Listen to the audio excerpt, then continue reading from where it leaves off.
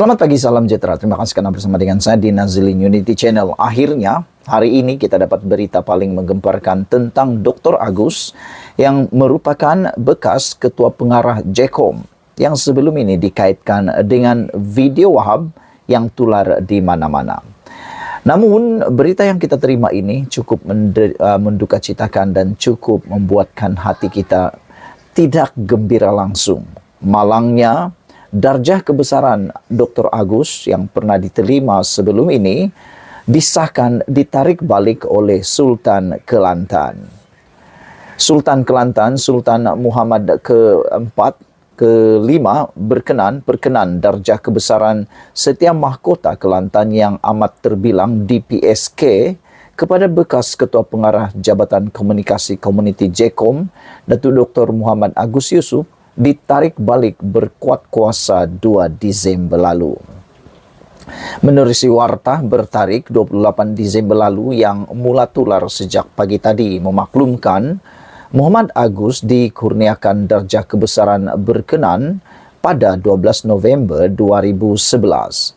Bagi menjunjung titah perintah Sultan Muhammad adalah dimaklumkan bahawa Baginda berkenan menarik balik Tauliah Perlatikan Ahli yang kedua Datuk Paduka bagi darjah kebesaran Setiausaha Mahkota Kelantan yang amat terbilang DSPK yang dianugerahkan kepada Muhammad Agus sebelum ini. Penarikan balik itu berkuat kuasa mulai 2 Disember lalu, katanya menerusi warta berkenan. Sementara itu, usaha untuk mendapatkan pengesahan daripada Setiausaha Kerajaan Negeri Kelantan Datuk Nazran Muhammad sehingga kini gagal kerana sebarang panggilan dan WhatsApp tidak dilayan. Darjah kebesaran Agus ditarik balik Sultan Kelantan. Saudara-saudara sekalian, jika benar berita ataupun pengesahan ini yang mana Dr. Agus telah ditarik darjah kebesarannya oleh Sultan Kelantan, maka ini satu berita yang paling malang sekali untuk bekas Ketua Pengarah Jabatan Komunikasi Komuniti JECOM ini.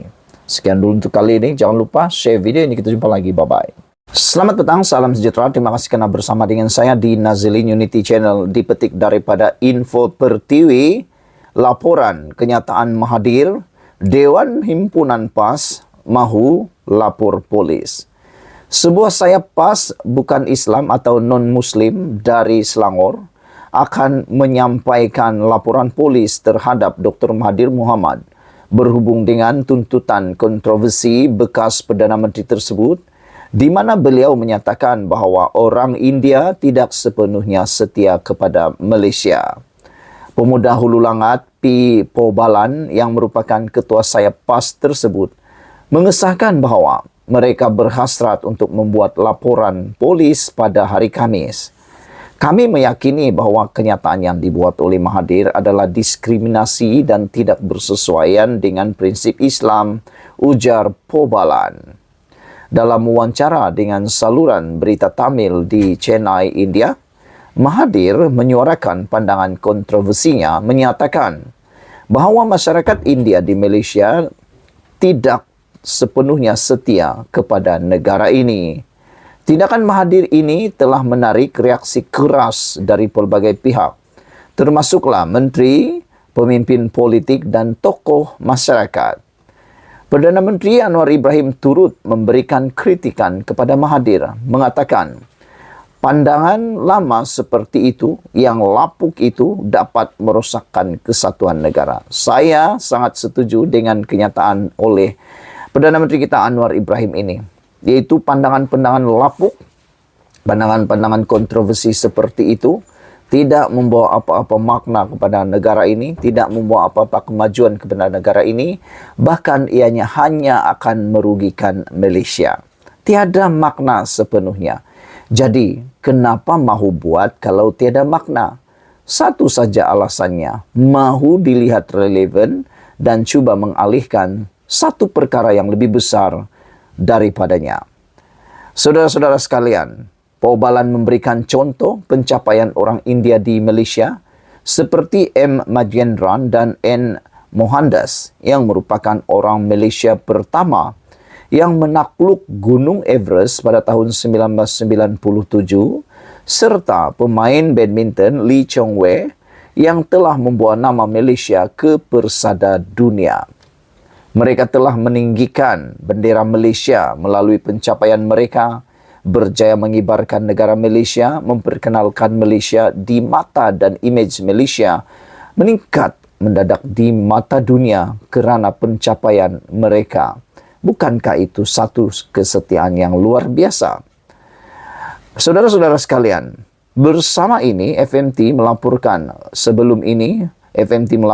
bahawa PKR berhasrat untuk mengemukakan sekurang-kurangnya 50 laporan polis terhadap Mahathir berhubung dengan kenyataannya tersebut. Tiban Subramaniam daripada PKR menyatakan bahawa 15 laporan polis telah dimasukkan sebagai tindak balas terhadap perhimpunan yang dipenuhi kebencian Mahathir, termasuk satu laporan yang dibuat oleh dirinya sendiri. Saudara-saudara sekalian, bukan sahaja pemimpin daripada kerajaan, daripada masyarakat tempatan, tokoh-tokoh masyarakat yang telah pun tersinggung dengan kenyataan Tun Mahathir ini, bahkan satu sayap PAS non-Muslim turut tersinggung dengan penyataan Tun Mahathir. Sekian dulu untuk kali ini. Jangan lupa tinggalkan komen anda, tekan butang subscribe. Malaysia kita punya, kita jaga sama-sama, cintai Malaysiaku. Bye-bye. Selamat petang, salam sejahtera. Terima kasih kerana bersama dengan saya di Nazilin Unity Channel. Ini pengakuan Raja Petra Kamarudin, penulis blog pelarian kontroversi yang paling pengecut kata netizen. Ini adalah pendedahan beliau. Akhirnya beliau tak tahan lagi, dikecam habis-habisan oleh penyokong beliau sendiri dan juga para hater beliau. Akhirnya tampil mengakui bahawa ini punca langkah Dubai gagal, dan paling mengejutkan kita, dia mengakui bahawa Anwar terlalu kuat untuk ditumbangkan. Netizen kata itulah padan muka Raja Petra, kata mereka. Cuba-cuba menumbangkan kerajaan dari kejauhan dengan penyataan-penyataan beliau yang penuh dengan kontroversi, dan pastilah tidak disukai oleh rakyat Malaysia kerana beliau senang-senang berada di England. Kita pula yang susah-susah menangani masalah yang ditimbulkannya, kata mereka, padan mukalah sehingga mengaku Anwar Ibrahim terlalu kuat dan langkah Dubai gagal kerana ini. Penulis blog kontroversi dalam pelarian Raja Petra Kamarudin tampil menegaskan, mengakui bahawa pentadbiran kerajaan perpaduan yang diterajui Datuk Seri Anwar Ibrahim terlalu kuat untuk dijatuhkan. Dia juga berulang kali berkata, langkah Dubai yang digerakkan pihak pembangkang bagi menjatuhkan kerajaan Madani sebagai gagal. Kata beliau, Anwar tidak boleh dijatuhkan. Langkah Dubai gagal walaupun mereka kata dah ada angka, dikatakan 120 ahli parlimen menyokong. Akan bertambah naik lagi lebih daripada 120. Akhirnya, satu pun tak ada, tinggal yang apa? Angin dan impian Mat Jenin. Langkah Dubai memang ada tetapi gagal, kata Raja Petra Kamarudin. Usaha untuk menjatuhkan Anwar tidak berjaya. Netizen mula mengecam, netizen mula menyerang Raja Petra. Mereka kata itulah kenyataan-kenyataan Raja Petra pada waktu ini, sekarang ini, lebih kepada menyenangkan hati sendiri, menyenangkan para penyokong beliau, para pentaksub Raja Petra, dan hanya mau menyenangkan telinga mereka, mau dengar yang baik-baik saja. Dah tahu itu pembohongan, cuba cipta pula alasan. Alasan untuk apa? Menyenangkan diri sendiri, menyedapkan rasa, dan untuk mengelakkan diri rasa bersalah dan diri rasa tertipu, ditipu dan diperbodohkan. Langkah Dubai memang ada, kata Raja Petra, tapi gagal. Usaha untuk menjatuhkan Anwar tidak berjaya. Jadi kalau begitu sebelum ini dah kata tambah lagi, sokongan dah tambah, tinggal tunggu naik, nak angkat sumpah lah, nak jumpa Agong lah dan sebagainya. Itu semua hanya pembohongan. Memang ada usaha menjatuhkan tetapi tidak berjaya, kata Raja Petra menerusi rakaman video yang tular di media sosial.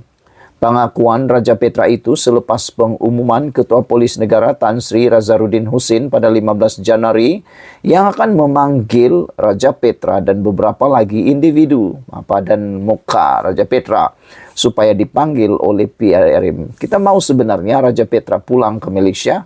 Bantulah negara ini maju. Kalau benar Anda nak bantu negara ini maju, jangan hanya berada di pelarian, berani bercanang, berani menyalak di tempat lain, tapi tidak pula berani menyalak di tempat sendiri. Mereka ini mahu dipanggil oleh SPRM atau PDRM untuk dirakam keterangan berhubung langkah Dubai. Menegaskan lebih lanjut lagi, Raja Petra Kamarudin yang merupakan penulis blog pelarian berkata, blog pembangkang dalam keadaan lemah tanpa sokongan mencukupi untuk menumbangkan kerajaan pimpinan Anwar. Akhirnya mengaku juga dia ini kan. Ini membuktikan Anwar kuat, pembangkang pula lemah katanya. Dah mula buat U-turn apabila polis mahu menangkap dan mahu membuat siasatan terhadap beliau. Kata Raja Petra, Anwar tidak dalam bahaya. Ini lucunya kan? Anwar tidak dalam bahaya kata beliau. Kedudukan Anwar tidak terancam, pembangkang lemah dan tidak ada sokongan. Aduh, kesian juga terpaksa membuat pusingan U-turn terbesar di muka bumi, mengakui pula bahwa Anwar tidak dalam bahaya. Sebelum ini bersungguh-sungguh mengatakan Anwar dalam bahaya dan bakal tumbang, siap dengan tarik-tariknya lagi. Kali ini pula mengaku lain pula.